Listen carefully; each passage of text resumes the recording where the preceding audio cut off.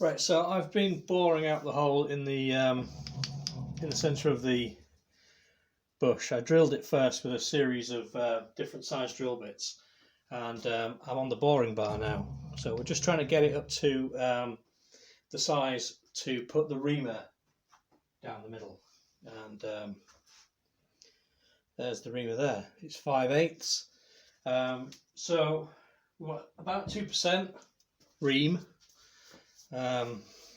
which equates to, in metric, about 15.5 millimeters.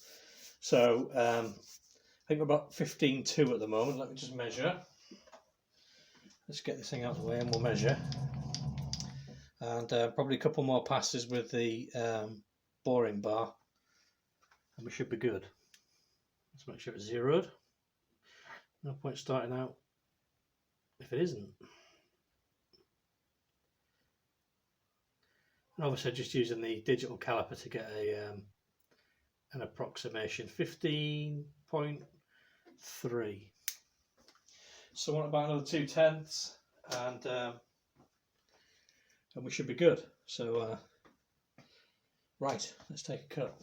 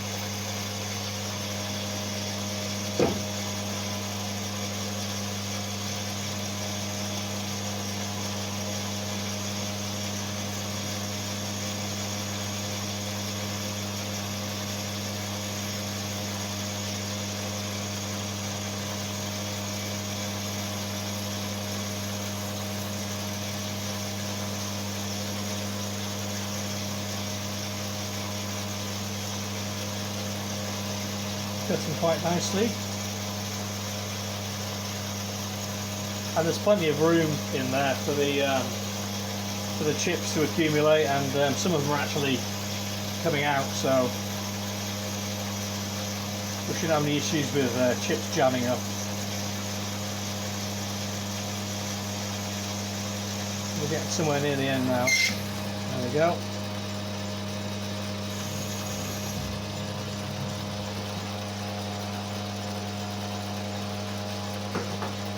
Right, so I'll have another quick go with the...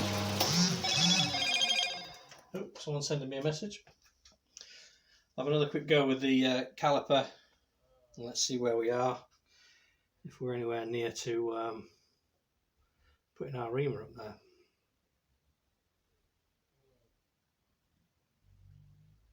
Not far off at all. I think we'll just go down at that setting, and we should be all right. That was about 15.49, as best as I could measure it with the caliper. So we'll just take one more little cheeky cut. We don't want to overdo it.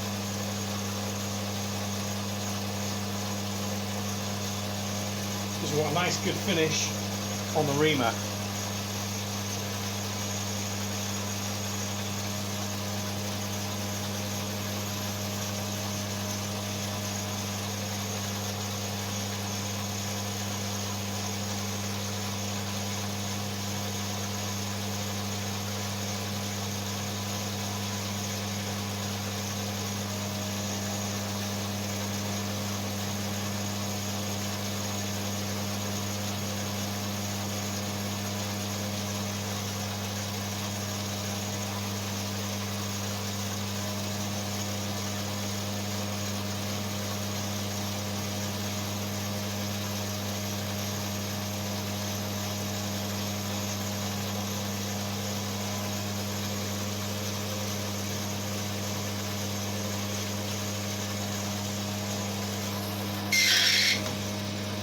Go. Should have been paying better attention. We definitely found the end of the hole. Right. Get that out of the way.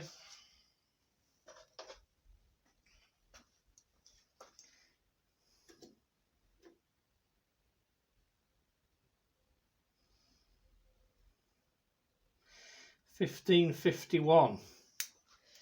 So I think I'm happy with that. And that should give us, just shift the saddle out the way. Yeah, that's perfect.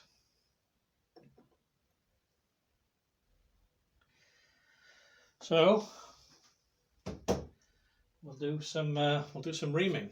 But before we do that, I'm just going to make sure that I've bored out to the right depth, because how much of a Charlie would I feel if I parted it off and found that the hole didn't go all the way through? I think that will be more than enough. A highly technical way of using a needle file and my thumb. I mean, if it works.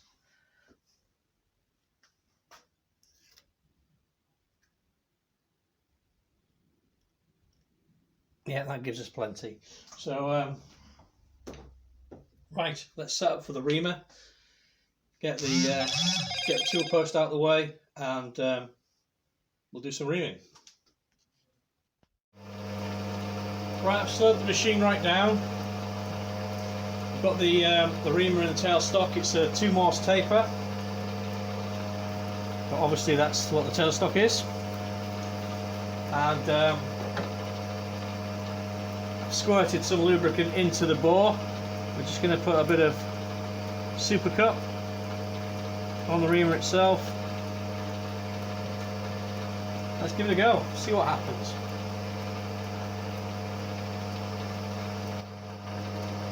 And obviously if you were hand reaming, you'd never ever reverse your reamer.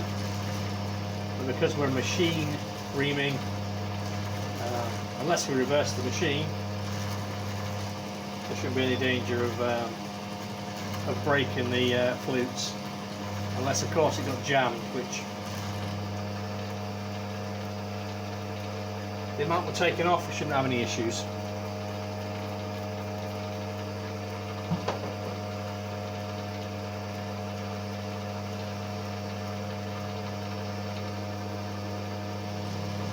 It's cutting very nicely actually.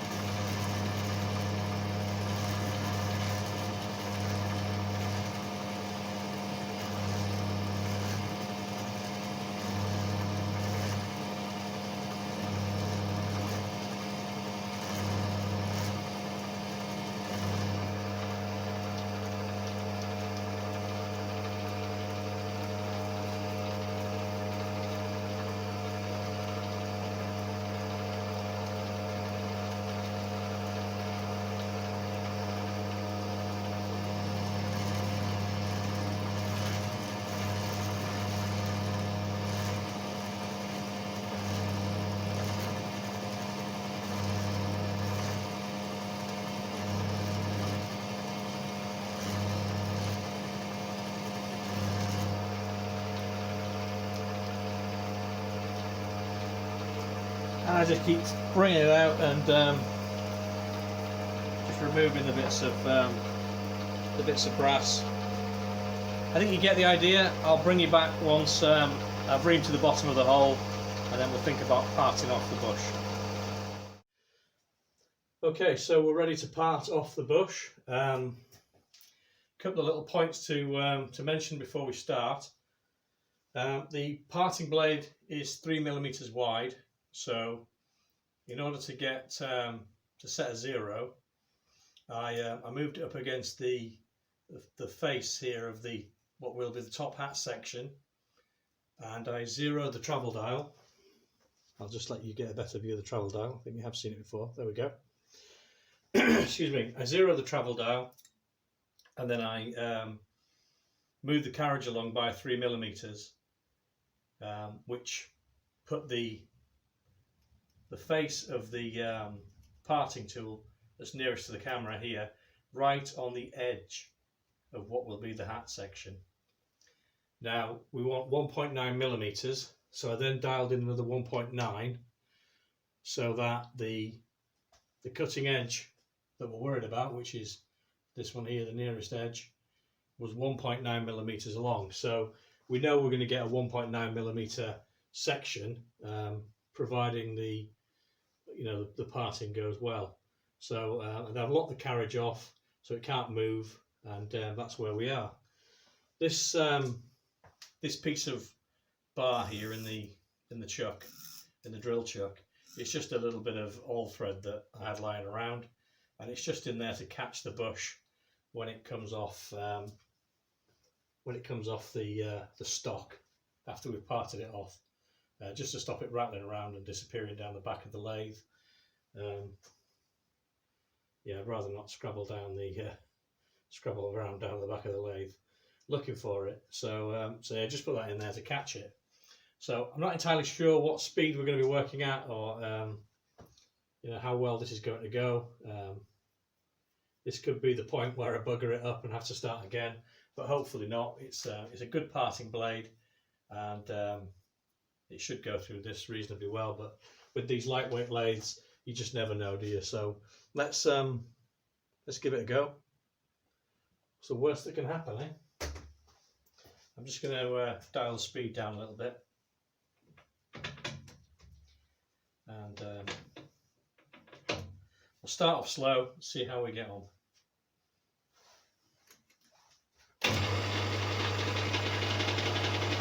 Yep. A little bit slower than that, I think.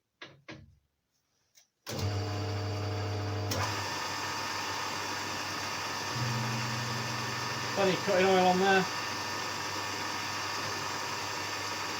Let's see what happens.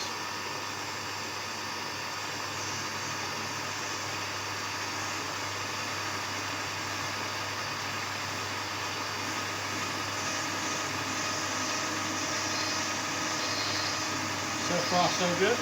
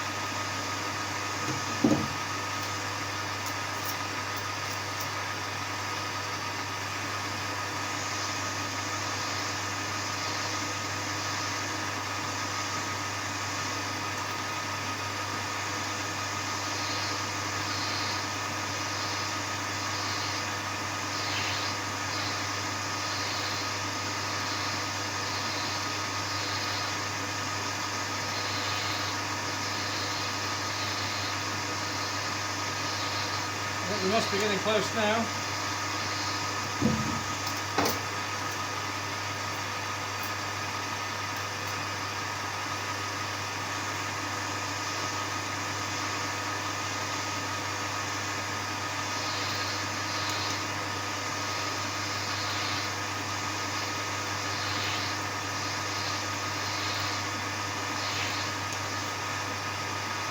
So what I am going to do, just before it does part off,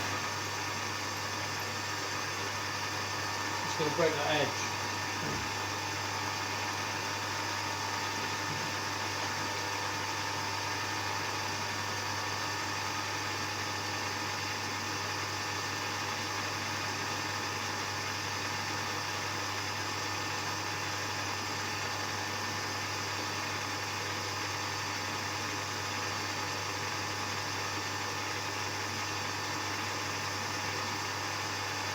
There we go.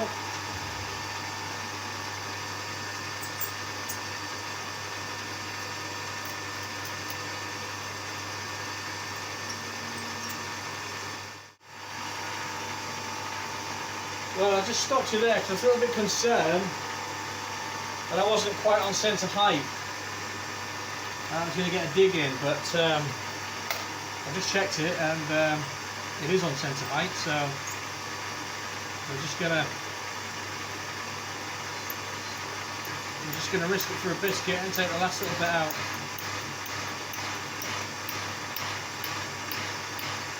It's just about to go.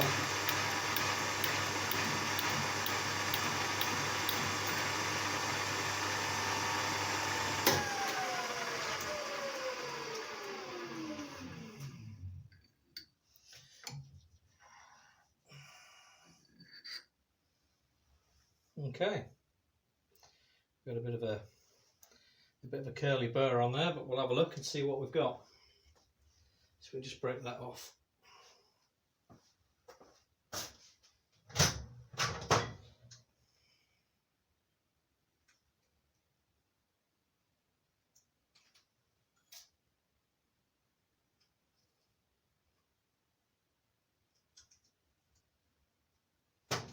Okay, right.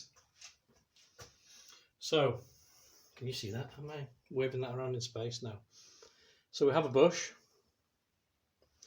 Oh, one thing I did forget to mention to you was the oil groove.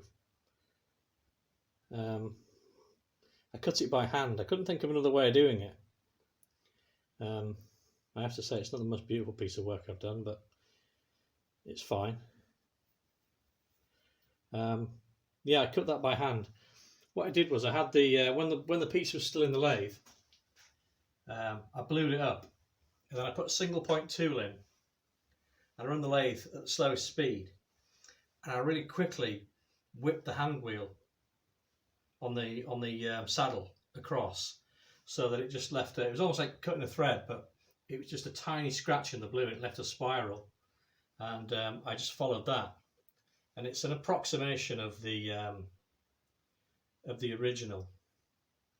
It's not identical, but I think it'll do the job. Let's just get the deburring tool and just give this bush a little bit of a derag, and then we'll go over to the bench and see how close we've got it to the actual thing that we want. There's a nasty fearsome bear on there.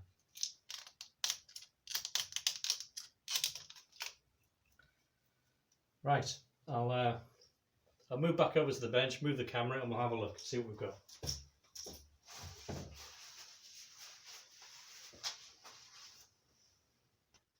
Okay, so back over at the bench and comparing the old bush and the new bush.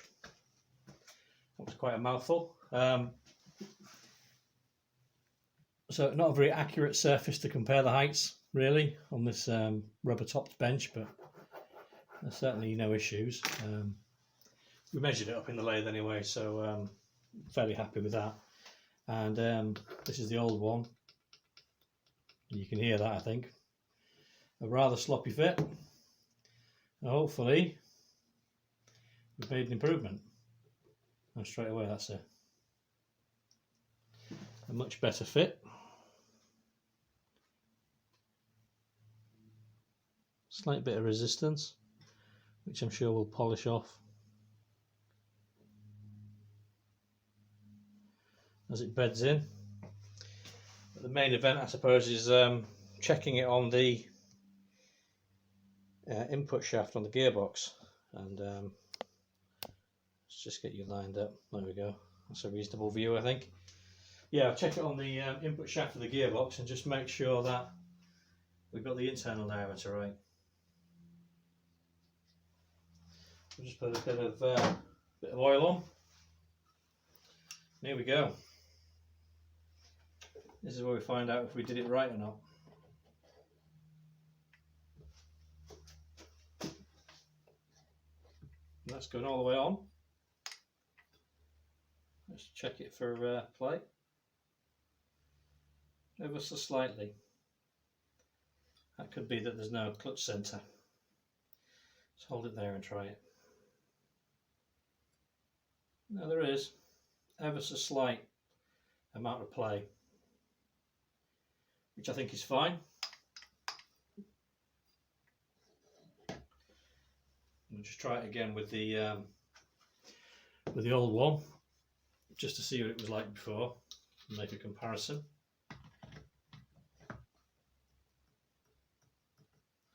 I'll just hold it there again, just to make it fair. Yeah, so a huge difference. So I think we can call that a win.